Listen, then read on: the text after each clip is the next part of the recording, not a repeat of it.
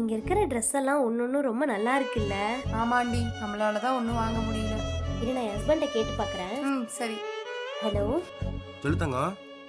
ஏங்க, இங்க ஒரு 4-5 ட்ரெஸ் பார்த்து வச்சிருக்கேங்க. எல்லாமே சூப்பரா இருக்கு. எனக்கு எடுத்து தரீங்களா? அப்படியா? சரி தங்கம், எடுத்துக்கலாம். ஆனால் எனக்கு இந்த மாதம் கொஞ்சம் டியூ கட்ட வேண்டிய வேலை இருக்குது. வீட்லேயும் செலவு இருக்கே. இந்த ஒரு மாதம் கூட வெயிட் பண்ணிட்டு அடுத்த மாதம் வாங்கி தரேன். சரி ஓகே, ஒன்றும் பிரச்சனை இல்லை. நம்ம அடுத்த மாசம் கூட வாங்கிக்கலாம். சரி சாமி. சரிங்க. ஏண்டி, நீயும் உங்க வீட்டுக்கார்ட்ட டெய்லி இது வேணும் அது வேணும் கேட்டுக்கிட்டே இருக்கா. உங்க வீட்டுக்காரர் இன்னைக்கு வாங்கி தரேன் நாளைக்கு வாங்கி தரேன்னு சொல்றாரு. ஆனால் வாங்கி தந்த மாதிரி ஒன்றும் இல்லையே. சரி விடுடி, என் புருஷனுக்கு வாங்கி தராத ஆளாவே இருந்துட்டு போறாரு. எங்க நீ உங்க வீட்டுக்கார்ட்ட கேளு பார்க்கலாம். சரி இருடி, நான் எங்கள் வீட்டுக்கார்ட்ட கேட்டு பார்க்குறேன். ஹலோ. ஏங்க, நான் ஒரு ட்ரெஸ்ஸு பார்த்துருக்கேன், வாங்கிக்கிட்டா? ஏன்டி உனக்கு வேற வேலையே இல்லையா? கையில் வச்சிருக்கக்கா செலவு பண்ணிட்டே இருக்கணுமா? அதெல்லாம் ஒன்றும் தேவையில்ல. ஏங்க, ஒரே ஒரு ட்ரெஸ்ஸு வாங்கிக்கிறேங்க. ஏண்டி அதான் பிறந்த நாளுக்கு தீபாவளி பொங்கலுக்குலாம் எடுத்துறல, அதே போதும். சும்மா தேவையில்லாம காசு செலவு பண்ணிட்டு இருக்காத. சரிங்க. இங்க பாருடி, உன் புருஷன் கை நிறைய சம்பாதிக்கிற ஆளுதான்.